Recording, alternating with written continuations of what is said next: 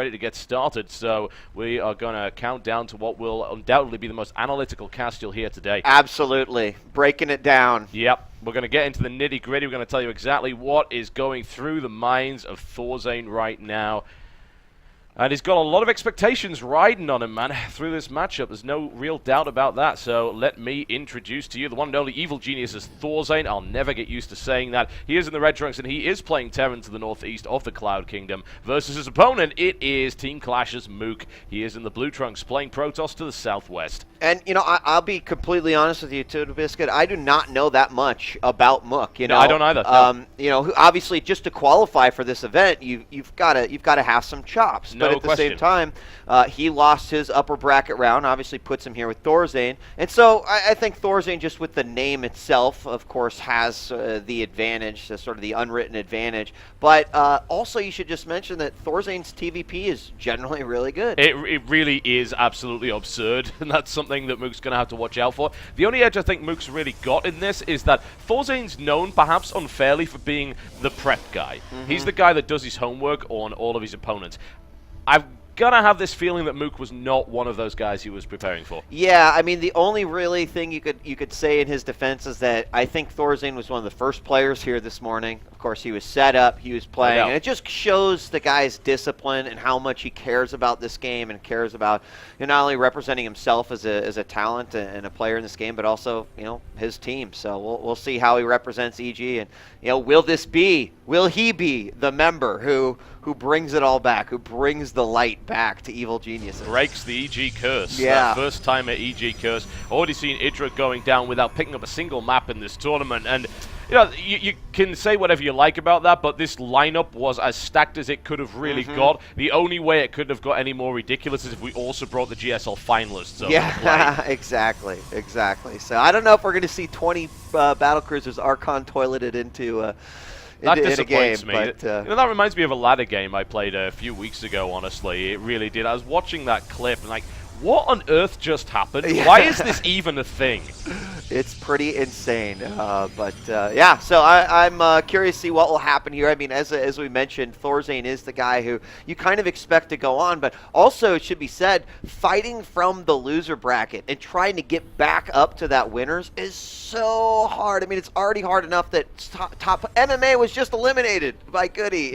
You know, so there's no doubt that the talent pool to get through even the second round or the first round of the losers bracket is it's insane.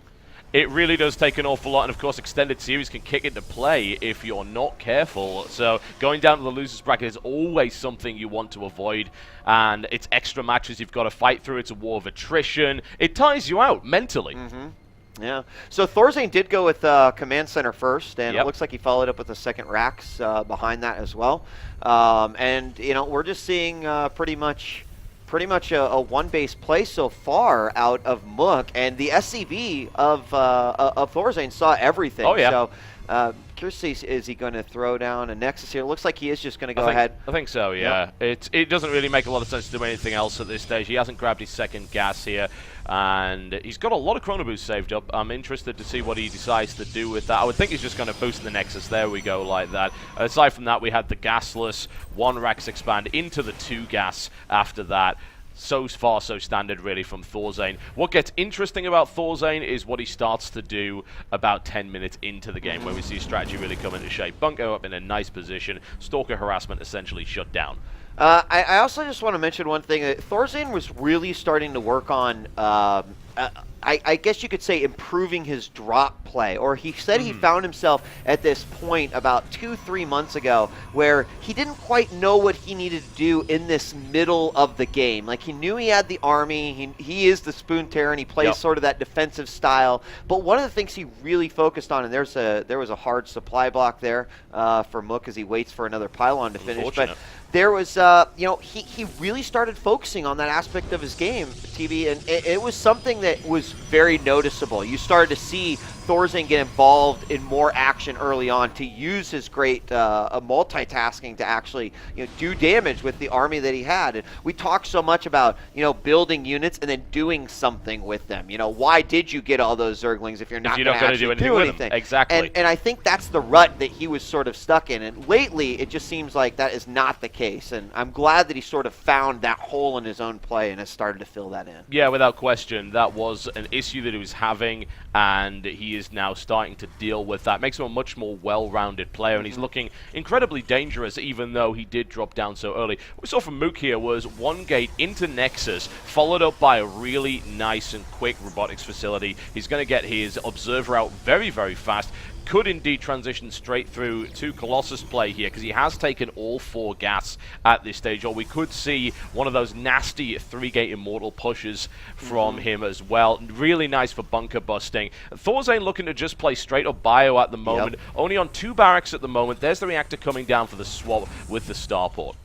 And there was a gateway that was left unwarped over there for, did he okay, he finally got that in. So a little bit of jitters there. Yeah, and you know what, that's actually a great point, TB, because he's supply blocked again.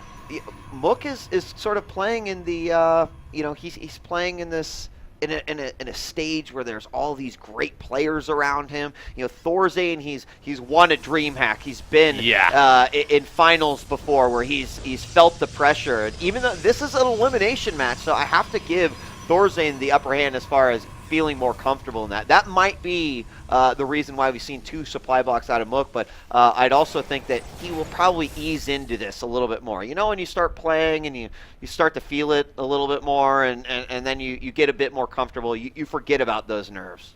Yeah, it's true. It's interesting that Mook has done that twice. It's really held him back, and he's now to heavily chrono boost. Note that the probe count is actually not as high as it should be at this stage. His supply count's not as high as it should be, and he had to try and dump a lot of money. Start to double upgrades there to do just that, which will be nice. And Thorzain is a little bit behind in his upgrades. He does have Stim. He doesn't have Combat Shield yet. Pushing forward looks to be a little bit of a timing here with +1, and he's going to try and expand behind that as well.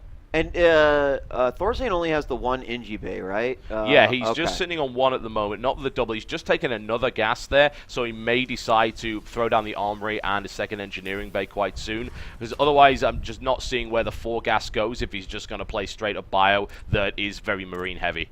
Well, this pylon is going to spot this group coming in from the 3rd, and he's going to be swinging around. Additionally, the factory is flying over and is almost to the front, nearly as fast and overloaded. There's really not that big of a ground army here with the +1 hitting and combat shields at the same time. This could be really devastating. Yeah, there's no kidding. That's the problem with supply blocks here. And Thorzain can actually just go for it and try and do some damage. The question is, will he do it? He waits for combat shield to complete. That kicks in there. Now goes for the push. Sees the size of the army. He's thinking, you know what, it's not really worth the risk, especially with 4 sentries with a hell of a lot of force fields in there. Flanks around the side, takes out another pylon, and the 2nd set of medevacs are now in there. Mook's supply blocked again as a result of losing that pylon there, which is giving Thorzain this massive supply lead. Yeah, it's amazing what 5 seconds could have done there in that situation. Oh, yeah. You know, Thorzain might have just been able to rush and go, but the warping of those stalkers really helped out. Now, we've got a split army here for Mook, which is really smart because the drops could potentially, you know, if you cannot break in through the front, the drops certainly become that option. So just having the stalkers there to be able to thwart any sort of insertion that Thorzain could go for inside the base of Mook is certainly a good one. But he's got the map control. He's got his opponent sort of at a choke now at his base, and it is going to be a little bit tougher for him to try to get a 3rd established.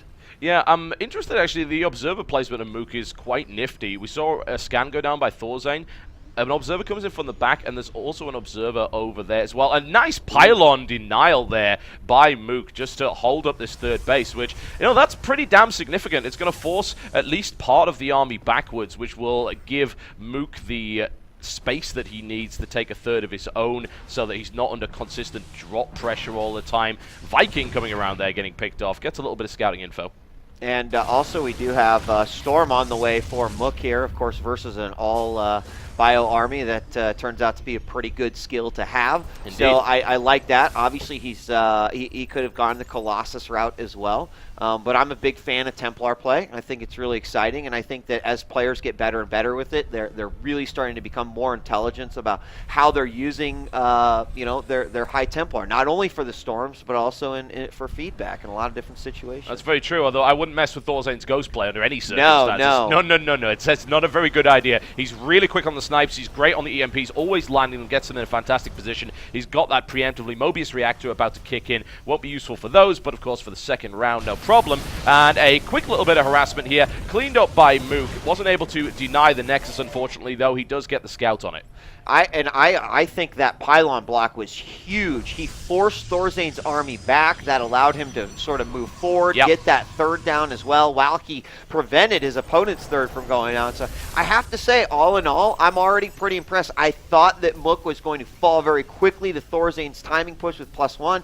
Thorzain being a very meticulous and disciplined player, he decides it's not the time to go forward. But, you know, Mook so far displaying, you know, a good skill set here versus Thorzain. Now, it appears that Mook might be moving forward, spotted by a Marine. He does have a lot of units in position here. And as you can see, the army supply still in favor of Thorzain. He is about 20 supply ahead, and it all goes back to those early supply blocks that we saw. But the thing is, Mook's got this upgrade edge. He's going to go before 2-2 hits. So he does have an edge, even if he has a smaller army. If the storms are good, then it'll be fantastic for him. But not a good start there to the engagement by Mook. Loses a few stalkers here and there. Thorzain picks him off nice and easy, gets the scan, sees the composition, puts himself in a good position. And that medevac count is getting a little bit silly, Wheat. Yeah, it gets a little really crazy. And, you know, as that army starts to deplete, then the medevacs just get stronger and stronger and stronger. Now, going back to your point about the ghosts, I think that that is, you know, what ultimately can turn the tides here a little bit. 2-2 is going to be in this next engagement. If a couple of ghosts get those key EMPs or even snipe Templar from the back,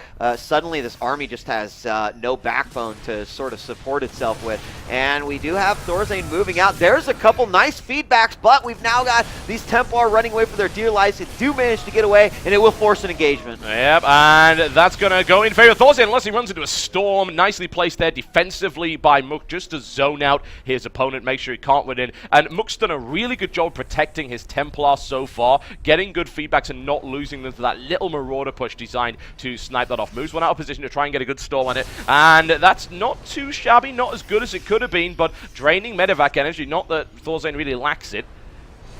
Yeah, so here we go. Yeah, Thorzain moving up through the front of the map. He's pretty much stopped any sort of aggression that was coming out. Oh, he's going to get 1, 2. Got 2, 3. Really nice trade there by Thorzain. Great sniping action, and Mook slipping just a little bit there. That army not able to get in and do any damage. I'm kind of surprised not to see a drop here from Thorzain because he has drawn his opponent's army out pretty far, and he's also overextended himself to a 4th now. So what does Thorzain do from this position? He hasn't harassed yet. He does have a great economy, now on 4 bases with 76 SCVs to only 61 probes, which is a surprisingly low amount there for Mook, most likely delayed by those earlier supply blocks. But Thorzain hasn't done anything with the army yet. As we pointed out earlier, you accurately said this, why does he have the units? Yeah, well, and you know, the other thing that's kind of interesting is that Mook is now making the transition over to Colossus, but we're already seeing Thorzain with some Vikings out. So he's somewhat prepared for it, but just having a few Vikings out on the field will help him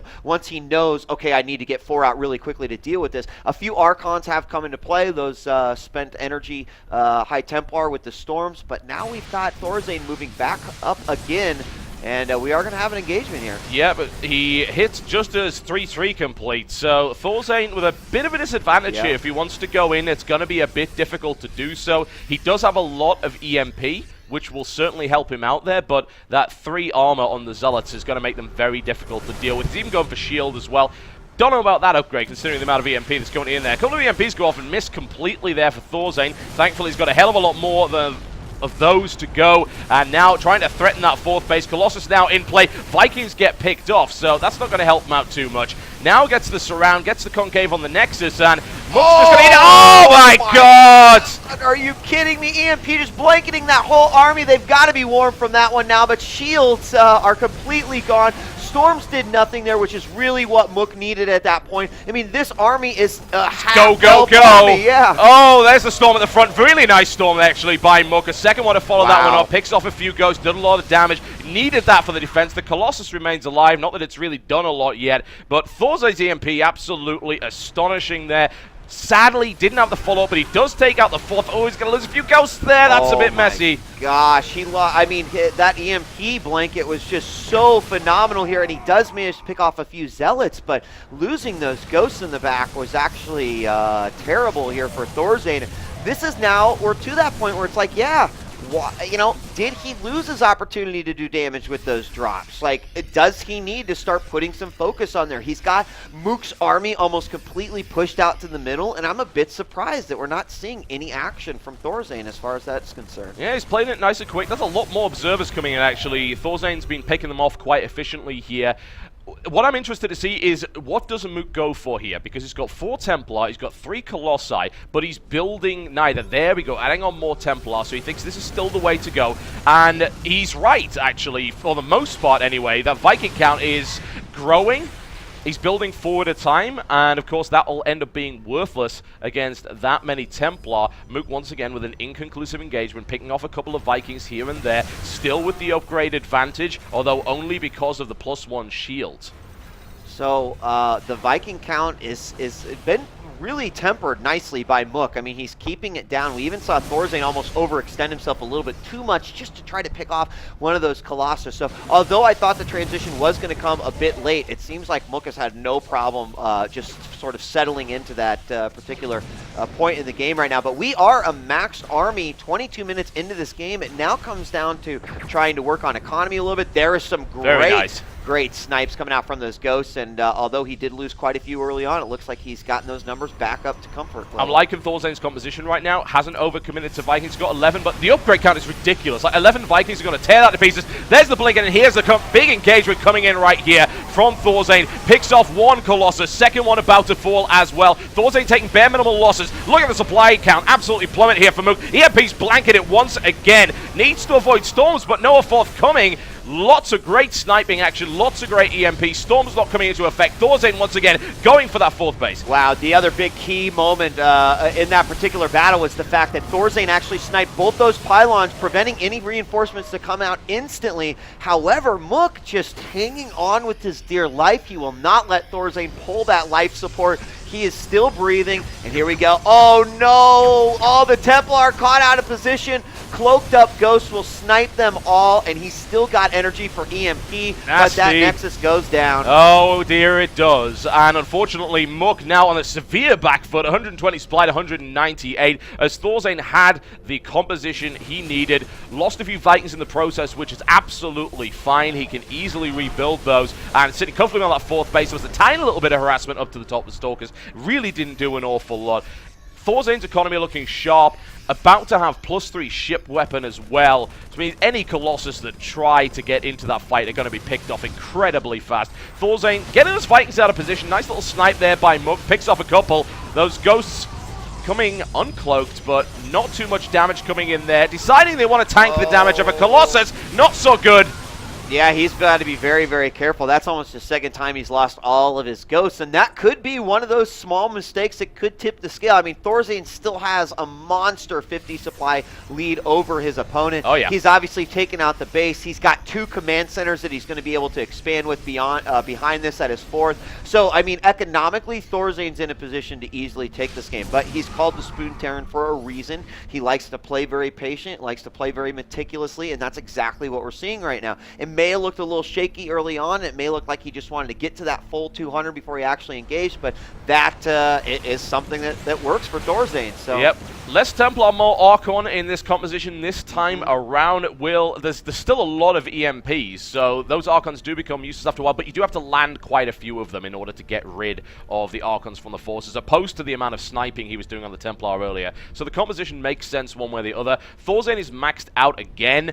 And even though he's only got 8 Vikings with +3 ship, those Colossi will not live all that long. Bare minimal harassment coming in from Mook, and surprising lack of drops actually from Thorzain as well. Yeah, I mean, he's got a ton of medevacs. He definitely. I mean, heck, even taking a couple ghosts in and just like let him sit on a mineral line. You know, right now, Mook has to focus all of his units and his supplying here on this army. And you know, if Thorzain gets in position back here, that means the economy of Mook is completely shut down, and this is a horrible position for Mook. Yeah, nice blink there by Mook. Good maneuvering to try and get out of the range of those Vikings. Once again, a zoning storm put down. Nuke is on the way. When it comes to positional play, Thorzain can bring the nuke out to force Mook into a terrible position. Because so far, Mook has been engaging really nicely, and as a result, he's held on to that 4th for longer than he by all rights should have. Yeah, and you know what? The Naturals mined out for Mook, and are we going to have a full engagement? Popping that Guardian Shield. There's no more Storms here to be able to help. There we got one on top of the Vikings. That was huge Storm right there on the Vikings. That's absolutely massive. The Vikings are gone, and the Colossi now get the edge that they need. He can bring the firepower to bear. Thorzain needs to be extremely careful with this engagement now. Yeah, and I think Thorzain actually not too concerned about the army, just hoping, you know, if I can keep on pushing in here, snipe away that Nexus, fourth base. exactly, then he's going to be in good shape. Now, here we see the Planetary going up, and you know what? One Zealot on there is He's not going to get one. the job done. Yeah, unfortunately.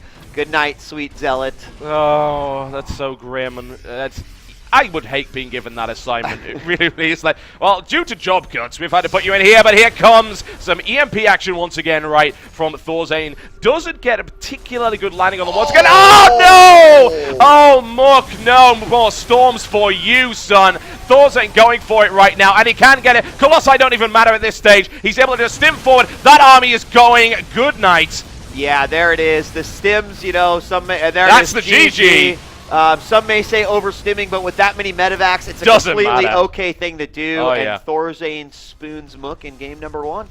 Nicely played there by Thorzain. Mook with some excellent positional play, but was playing from behind all the time. As soon as he lost the 4th base, he already had an economic disadvantage due to the supply blocks early on. He never had enough probes to really get his economy rolling. Thorzain able to continually deny that 4th. No harassment. We didn't see Warp Prism come out. We didn't see any drops from Thorzain either, but it didn't matter. You just keep taking the 4th out. If he can't take it elsewhere, which he couldn't, then he's just going to bleed dry anyway. Yeah, I do like Mook's, I did like his Templar play. Like I mentioned, it's something that I actually do rather enjoy watching Protoss's play, especially if from a defensive position, you know, it allows you to be aggressive, but allows you to pull back and say, well, you're not going to be able to chase me. Yeah. But Thorzain's Ghost play is really remarkable. The initial blanket that he had was great. It didn't actually kill that much, but it scared Mook so much. But the last scan, and where he just had the Ghost moving forward and he landed that beautiful EMP on top of those Templars, like that sort of thoughtful thinking and using those units in such a great manner is just really top-notch by Thorzain. Yeah, no real question about that. Thorzain with his trademark poise through that entire game. Not getting overly impetuous, slowly working down his opponent over the course of 29 minutes. It's what we wanted to see from him, and this will hopefully give him the springboard to get back into this tournament after that very early crushing loss. Yeah, so I mean, the big thing is now, the big question is, what is Mook going to choose? And it looks like it is going to be Daybreak. So, well, thinking about Thorzain will be grinning about that one. Thorzain loves this map. Yeah, exactly. And, you know, this might be an area where Thorzain will default more to drops just because the mobility of the Protoss can be really, really restricted, especially depending on exactly how Mook opens up. So we'll have to see how that will unfold. But count down the man. Let's do it. Let's see if Mook can come back from this. Needs to iron out those early game jitters, make sure that he doesn't lose economic advantage as a result of just